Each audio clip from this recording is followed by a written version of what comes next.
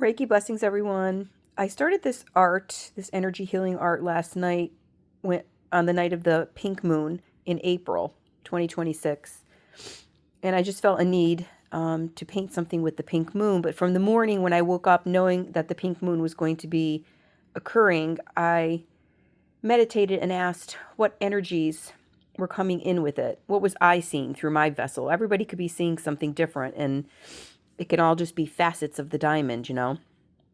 But I absolutely felt Jesus, the Christ consciousness, the cosmic Christ energy coming in with this pink moon, and I did make a short video about it 2 days ago. This soft, gentle, graceful, holding grace, holding mercy, holding forgiveness, holding unconditional, boundless divine love for us and the planet Earth. I felt Jesus's energy around it. And so then the art came, and this is what occurred. So I'm really mesmerized by this because normally I have this need to fill in every part of the paper. And I've noticed that my art has been changing a little bit here and there, but there's a lot of open white area. And so I painted this, and then I had all this white area on both sides, and I wasn't quite sure what I was supposed to do. And I was just sitting there now, and he started speaking these words to me. He said, this is supposed to be a cherry blossom tree with the pink moon.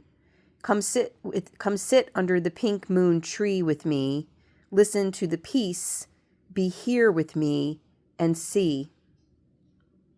So he's asking us to join him under this beautiful, soft, eternal, mothering, nurturing, receiving, giving,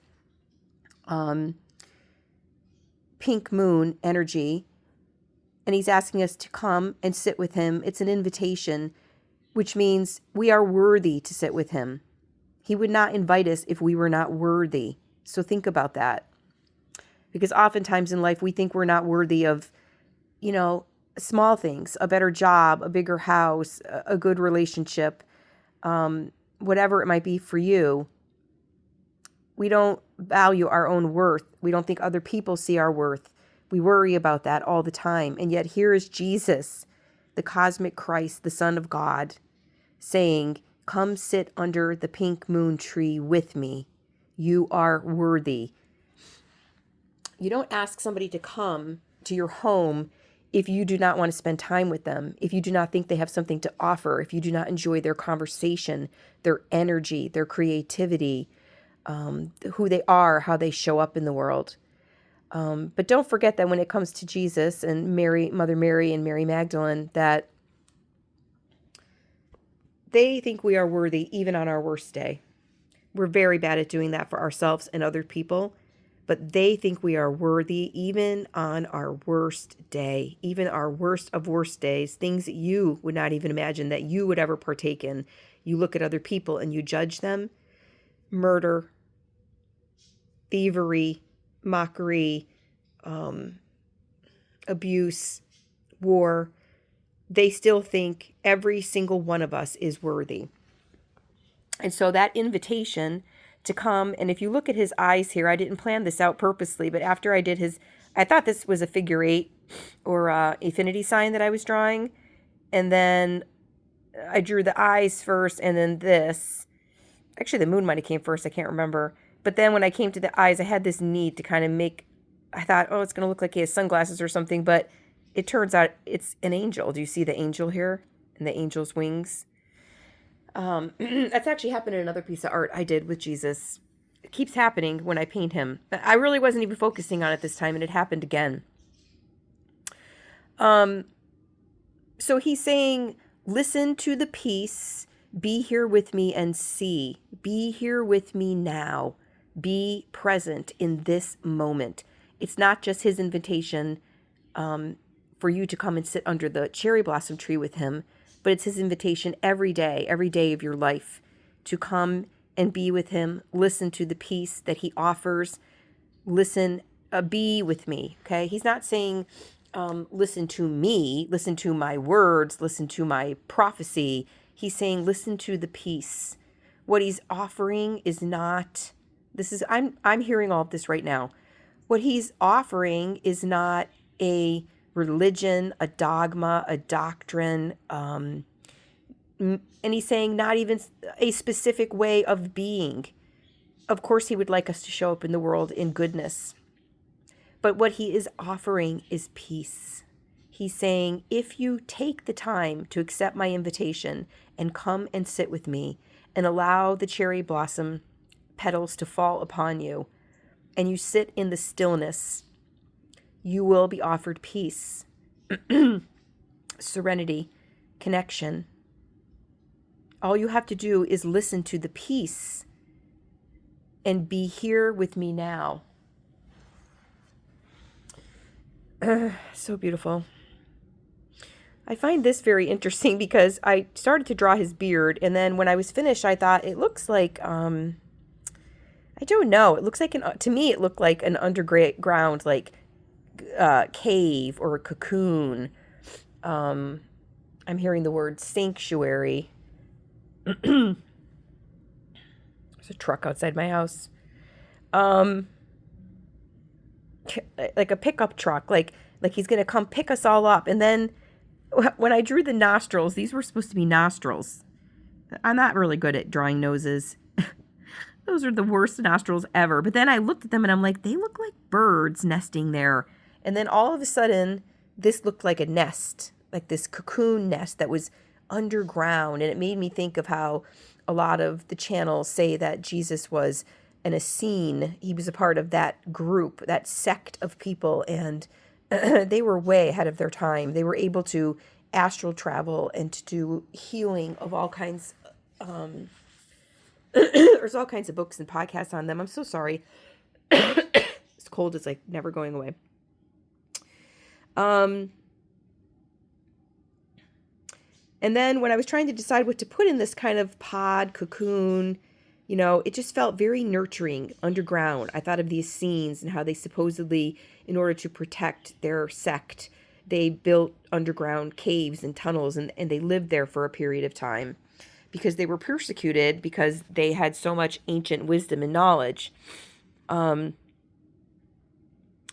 then I was just told to draw more birds here. So I just took the black oil pastel and put these birds in here. And I think I put 12 total, which, you know, we think of 12 apostles, but I believe that there was much more. I've always felt there was much more, and that there were women who were also a part of Jesus's following. And these birds just basically represent his flock, you know. And it's a higher idea than us being a sheep following him. You know, I love the concept of him guiding us and him being our shepherd. I'm not saying anything about that.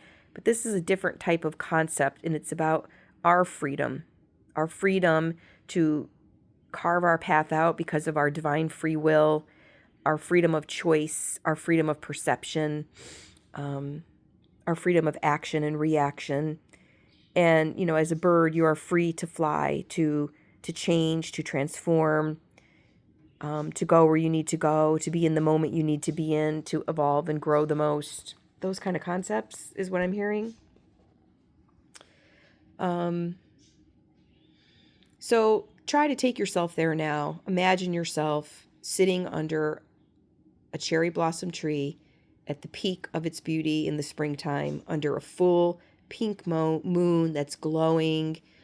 Also up here, you could see, I was told to put the green crosses, which are green represents new life, rebirth.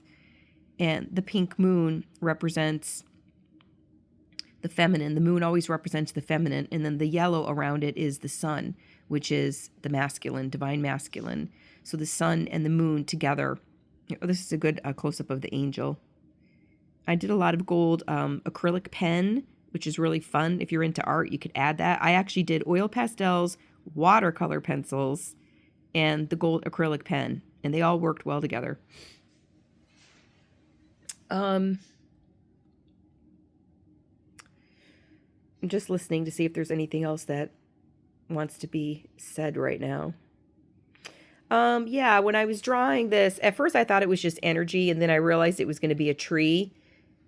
These branches going up. I heard that, you know, through his divinity, he transformed the crowned thorn, which represents the crucifixion, into the resurrection, and the ascension, which would be represented by the tree branches reaching up into the ethers, into heaven. So he offers us both being rooted and grounded in our body, in our humanness, and he also represents for us the ability to climb and to be within our divine. And the cross is the intersection of those two. And I've done a lot of videos in the recent weeks. You can go back and watch them if you're interested, talking more specifically about what I heard about the resurrection, crucifixion, resurrection, and ascension energies, and how through his life, those seeds were planted for us to engage in those energies on a larger level, which I think we really are right now with everything that's going on in the world, to begin the incubation and the birth of the new earth. Let's see if there's anything else I'm hearing here. Come, sit, listen, be here with me, and see.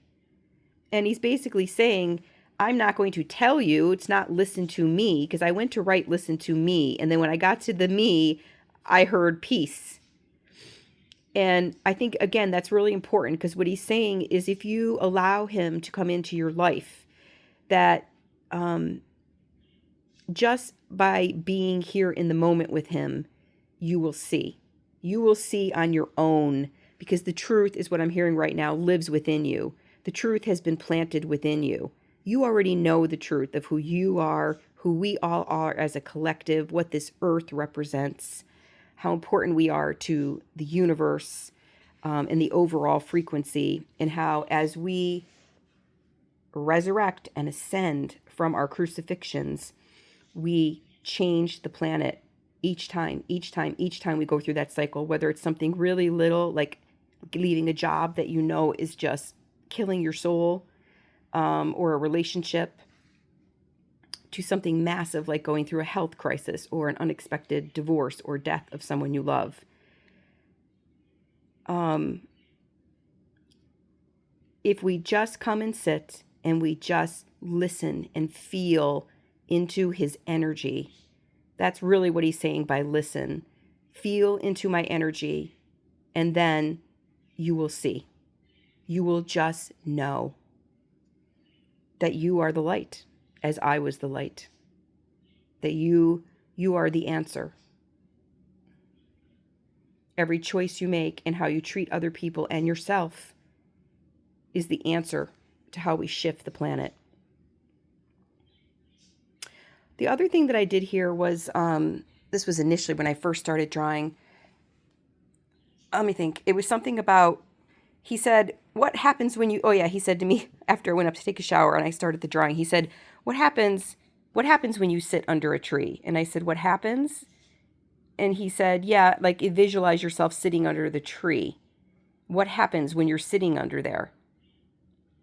And I heard the concept was this idea. It was kind of like this boom, big illumination download kind of thing. And I'm trying to process it right now.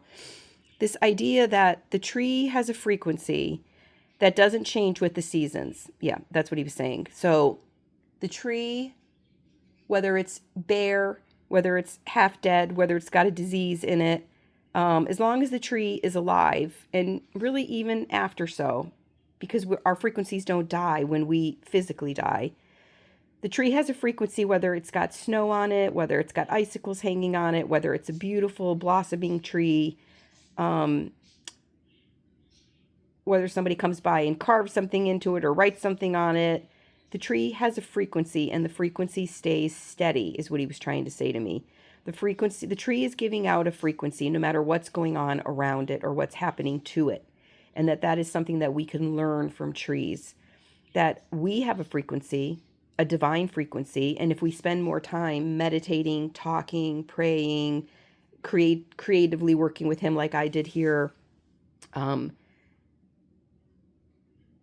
if we spend more time with him, then we will understand our frequency, and we will understand that our frequency is our gift to give the world, is what I'm hearing. And we have the ability to stabilize our frequency. A lot of times as humans in our ego, we really, where we work hard to keep our frequency upbeat, positive, joyful, etc.